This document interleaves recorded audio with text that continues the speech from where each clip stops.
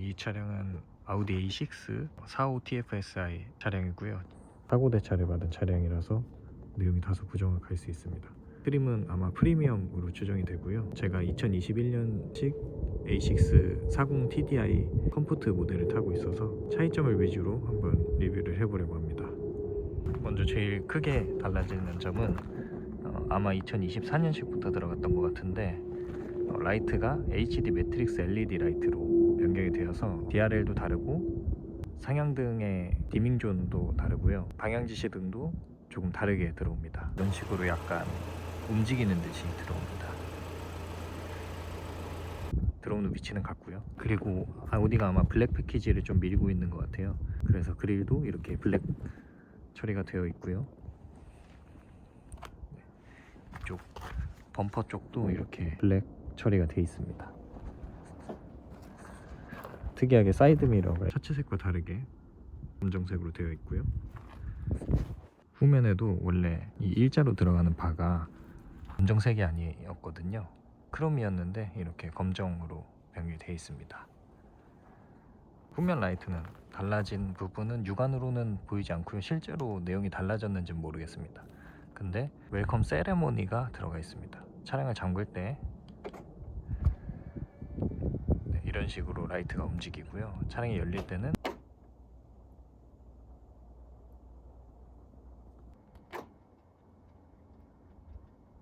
전면은 이렇게 웰컴 라이트가 들어오고요. 꺼질 때는 그냥 이렇게 꺼집니다. 휠은 19인치 휠이 들어가 있고요. 모양은 과거의 컴포트 모델에 들어가던 18인치 휠이랑 되게 비슷하게 생겼는데 휠이 그렇게 이쁘지는 않습니다. 그리고 이상하게 트렁크 킥모션 센서 위치가 바뀌었더라고요. 원래는 이 정 가운데를 이런 식으로 차면은 열렸었는데 조금 측면 왼쪽을 차면은 이렇게 열리게 변경되었더라고요. 이게 변경되는 사례가 원래 잦은 건지는 모르겠는데 변경이 되었습니다.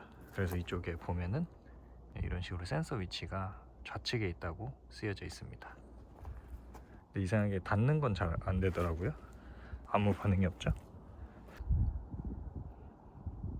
네, 이게 뭐 원래 안 되는 건지 아니면 인식률이 낮아진 건지는 잘 모르겠습니다. 실내는 프리미엄이랑 컴포트 차이가 많이 납니다. 제 차량인 2021년 40 TDI 컴포트 트림을 기준으로 말씀드리자면 일단 이 헤드라이너가 검정색으로 변경이 되고요. 이런 트림들 있죠? 이런 데 있는 트림들이 약간 플라스틱 같은 재질인데 이렇게 우드로 변경이 됩니다. 이쪽도 마찬가지로 우드고, 컴포트 모델은 이게 피아노 블랙이라고 하나요? 여기 있는 것과 같은 이런 하이그로시 재질입니다. 그리고 이런 커버는 없고요. 이거는 그렇게 편하진 않더라고요.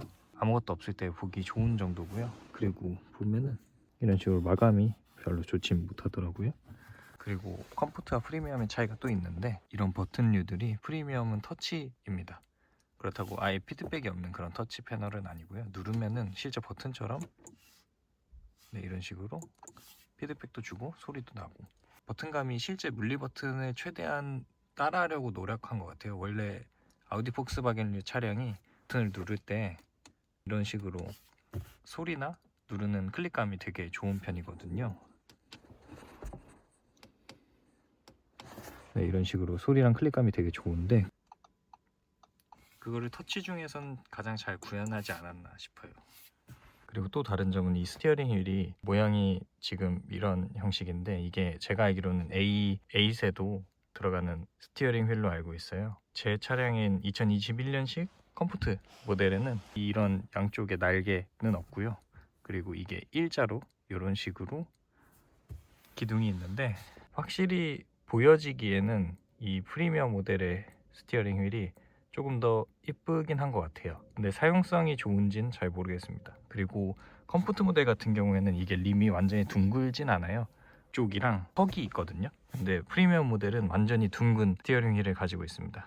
이게 턱이 있으면은 스티어링 휠을 잡을 때 조금 더 그립감을 좋게 해주는 효과가 개인적으로 있다고 생각되는데 프리미엄은 완전히 둥글어서 이게 조금 저는 개인적으로 아쉬웠습니다.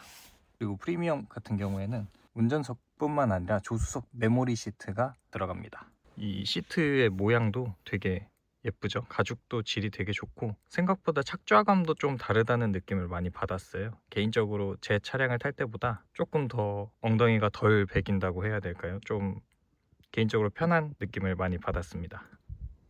그리고 프리미엄 모델은 도어 쪽 마감이 가죽입니다. 그리고 대시보드도 가죽이고요. 이게 컴포트 모델 같은 경우에는 싹 다 우레탄으로 들어갑니다. 이게 가죽이면 사실 보기는 되게 좋긴 한데 우레탄도 많이 이상하진 않거든요. 그리고 우레탄도 되게 푹신해가지고 막 나쁘다고는 생각이 들진 않아요. 그리고 원래 그랬는지는 모르겠는데 이쪽이 스웨이드처럼 되어 있어서 개인적으로는 조금 얼룩도 많이 생기는 것 같고 별로더라고요. 그리고 되게 사소한 부분들이긴 한데 이런 버튼류들도 뭐라고 해야 될까요? 약간 실버 재질인데 컴포트 모델 같은 경우에는 이게 플라스틱 재질로 들어갑니다. 그렇다고 해서 클릭감이나 이런 게 많이 다르진 않아요. 그리고 이 헤드레스트가 2021년식 컴포트 모델 같은 경우에는 모양 자체가 좀 다르고 앞뒤로 움직일 수 있는 이런 헤드레스트고요. 개인적으로는 편했습니다. 그 외에 기능적으로나 심미적으로 차이점은 없는 것 같고요. 스피커 품질이 조금 달라진 것 같더라고요. 개인적으로 공간감이 조금 더 좋고 출력이 조금 더 넉넉하다는 느낌을 받았어요. 근데 이거는 그냥 기분 탓일 수도 있을 것 같아요. 그리고 아마 2022년식부터 아우디 순정 블랙박스가 들어가는 것 같은데 위치는 이런 식으로 장착이 되고요. 개인적으로 통일감이 있어서 꽤 괜찮은 것 같아요. 근데 디스플레이는 없는 형식이고 저는 개인적으로 디스플레이 없는 게 조금 더 보기 좋다고 생각되긴 합니다만 영상을 가끔 확인해야 할 일이 있을 때 되게 불편할 수 있을 것 같아요. 아마도 휴대폰이랑 앱을 통해서 연결을 해서 영상을 다운받는 그런 방식일 것 같아요. 제가 같은 방식의 아이나비 블랙박스를 사용하고 있는데 개인적으로 다운로드 속도가 너무 느려가지고 실제로 그걸 이용해서 다운로드를 받진 않습니다. SD카드 리더를 차에 구비해 두시고 SD카드 리더를 이용해서 SD카드를 빼서 휴대폰이랑 연결해서 파일을 복사하는 게 훨씬 수월하실 거예요. 그리고 이렇게 순정 하이패스도 들어가 있습니다. 이거는 충전식인 것 같더라고요. 근데 아마 제가 알기로 태양광을 이용을 해서 충전을 하는 걸로 알고 있어서 별도로 USB를 이용해서 충전을 해준다거나 할 일은 없을 것 같습니다. 그리고 스티어링 휠은 전동식으로 조절이 가능합니다. 네, 이런 식으로요. 이런 방향지시등 레버 같은 게 조금 더 쫀득해졌다고 해야 될까요? 제 차도 출고했을 때는 그랬을지도 모르겠는데 기억이 안 나거든요. 사용하면서 헐거워졌는지. 근데 훨씬 더 뭐랄까 쫀득한 느낌을 줍니다.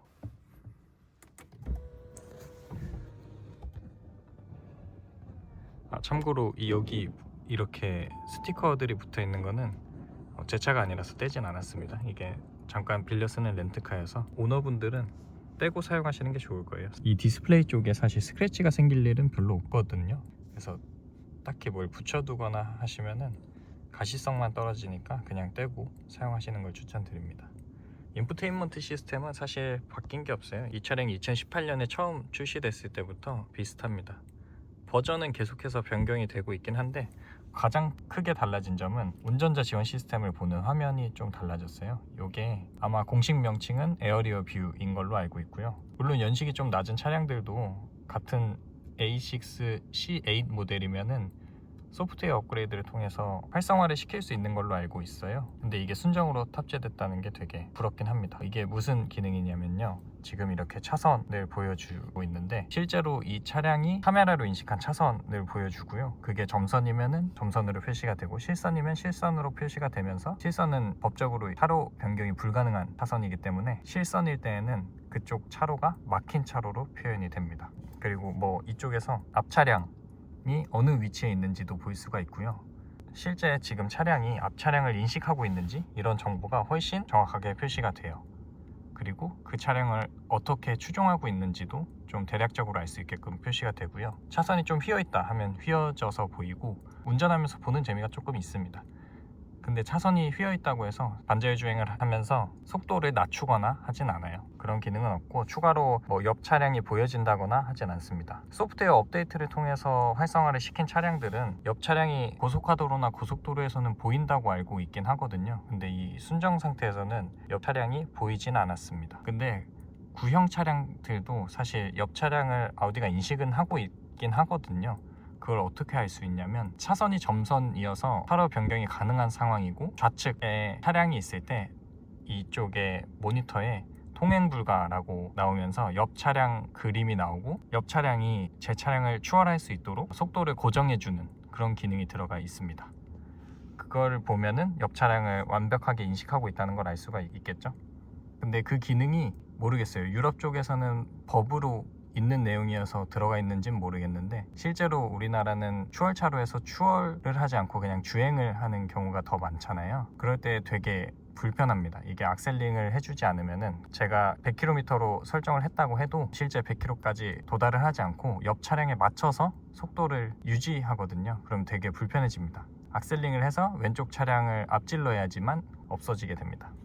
그리고 연비는 고속주행에서는 14km 정도 나오는 것 같아요. 그리고 시내 주행을 할 때는 한 7에서 10km 정도 나오는 것 같습니다. 참고로 제 차량인 40TDI 모델 같은 경우에는 고속 연비가 한 23km 정도 나오고요. 시내 주행 같은 경우에는 한 15 정도 나오는 것 같아요. 그리고 이 차량의 반자율 주행 같은 경우에는 차로의 중앙을 유지하고 앞 차량과의 거리를 유지하는 그런 기능들이 들어가 있습니다.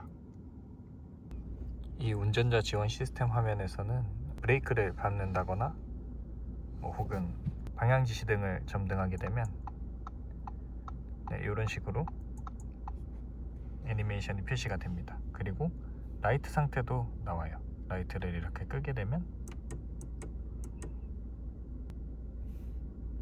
이런 식으로 앞에 빛이 나오진 않지만 라이트를 켜면 이런 식으로 차 앞에 빛이 나오게 됩니다. 상향등을 켜는 거는 따로 나오진 않네요. 그리고 이 프리미엄 트림의 스티어링 휠이 조금 불편한 거는 반자율 주행을 할 때 제 차량인 컴포트 모델 같은 경우에는 이쪽에 살이 있어서 이쪽을 이런 식으로 잡고 가면은 좀 편안하게 주행을 할 수가 있거든요. 왜냐면 이 스티어링 휠을 운전자가 잡고 있는지 판단을 하는 게 A6 같은 경우에는 정전식으로 감지를 하기 때문에 이쪽을 이렇게 잡고만 있어도 스티어링 휠을 잡고 있다고 인식을 잘 해줍니다. 근데 프리미엄 모델 같은 경우에는 제가 사실 차량을 구매할 때도 이게 좀 부러웠던 이유가 이런 식으로 스티어링 휠을 잡고 운행을 하게 되면은 반자율 주행에 되게 편하겠다라는 생각을 했거든요. 근데 이게 조금 오산인 게 이 부분에 터치 센서가 없는 것 같아요. 이 부분을 인식하지 않습니다. 그래서 이런 식으로 잡으면은 스티어링 휠을 잡고 있다고 판단하지 않고요, 차량이. 그래서 가장 편한 위치는 이쪽인 것 같아요. 이쪽을 잡으면은 스티어링 휠을 잡고 있다고 제대로 인식을 하는데 사실 그마저도 제대로 인식을 하지 않을 때가 더 많은 것 같아요. 이쪽에는 좀 센서가 좀 제대로 없는 느낌이고요. 가장 정확하게 인식을 하는 건 이 측면을 이렇게 정확하게 잡았을 때 제대로 인식을 하더라고요. 근데 이거는 편하진 않습니다. 그리고 앰비언트 라이트 같은 경우에도 똑같은 것 같아요. 달라진 점은 없는 것 같고요. 이건 제 개인적인 체감일지는 모르겠는데요.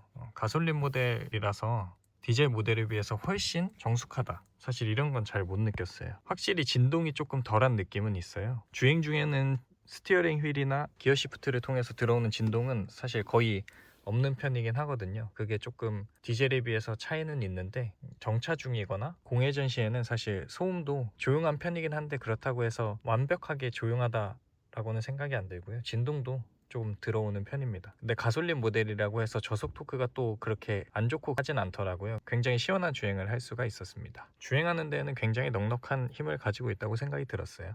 이게 제 차량이 아니라서 정확한 정보는 아닐 수도 있는데 시청해주셔서 감사합니다.